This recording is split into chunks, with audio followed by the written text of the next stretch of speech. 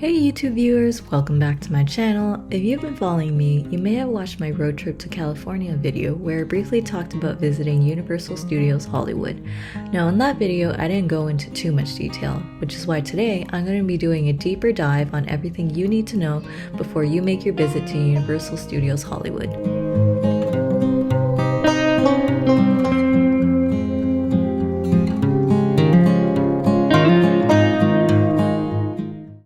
In this video, I'm going to be talking about the following things: general information about Universal Studios Hollywood, how to get cheap tickets, how to get there and avoid paying expensive parking, food, rides, and general tips.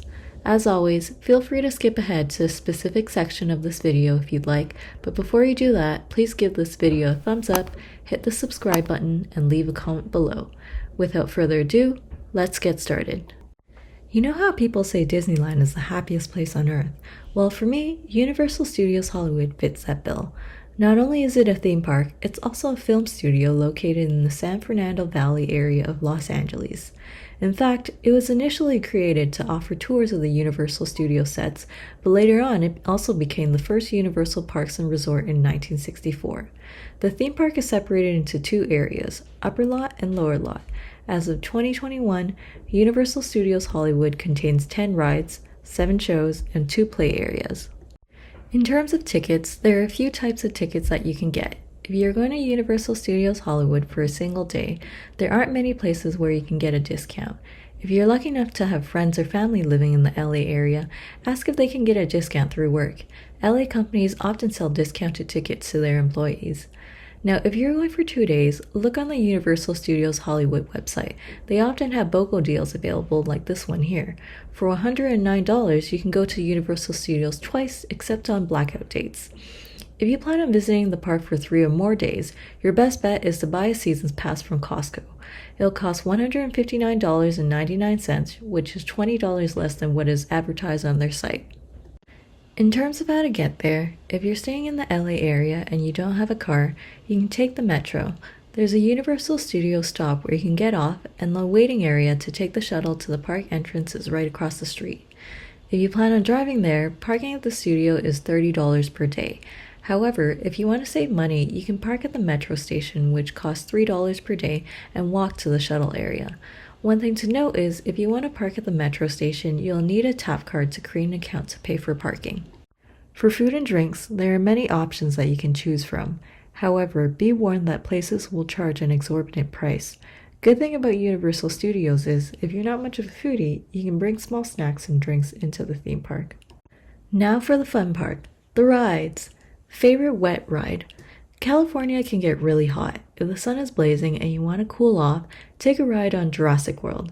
It's a water ride that takes you on an adventure through the events of Jurassic World. If you want to get soaked, make sure you line up for row 1. Favorite dark ride. There are many dark rides at Universal Studios Hollywood. As a Harry Potter fan, I have to say my favorite is Harry Potter and the Forbidden Journey. In this ride, you follow Harry and his friends around Hogwarts and embark on thrilling and unforgettable adventures. Favorite show. Universal Studios Hollywood offers a lot of shows that visitors can watch. If you like excitement, thrill, and stunts, make time for the Waterworld show. Based on the 1995 post-apocalyptic film, the show is bound to leave you hanging on the edge of your seat. Favorite kid ride. If you're visiting the park with young children, one ride that'll be fun for the entire family is the Secret Life of Pets ride. In this ride, guests transform into lost pets and wander the streets of New York City looking for a new home. One thing to note is, for this ride, there is a height requirement. Children under 48 inches must be accompanied by an adult. Last but not least, favorite ride. For me, the highlight of the park was the studio tours. Like I mentioned earlier in this video, this park used to be a set offering studio tours before the theme park was added. While this part of the park still exists, it's the longest ride at Universal Studios Hollywood. It's about an hour long, but good thing about it is you sit in a shuttle that will drive you around the sets. So if your legs are tired from standing, this is a good attraction to go on. I only have one tip for visiting this theme park. The lineups for the rides can get very long, especially in the summer months when kids are on summer break. If you don't mind riding separately from your friends, you can line up in the single rider lines. They are generally much faster than the regular lineups. Just to give you some context, for the Transformers 3D ride, there was more than an hour lineup in the regular line. For the single rider line, I waited less than 5 minutes. If you ask me, single rider lines are the way to go. And that's a wrap. Thanks for watching this video. If you like content like this, please give this video a thumbs up, leave a comment below, and smash the subscribe button. See you next time!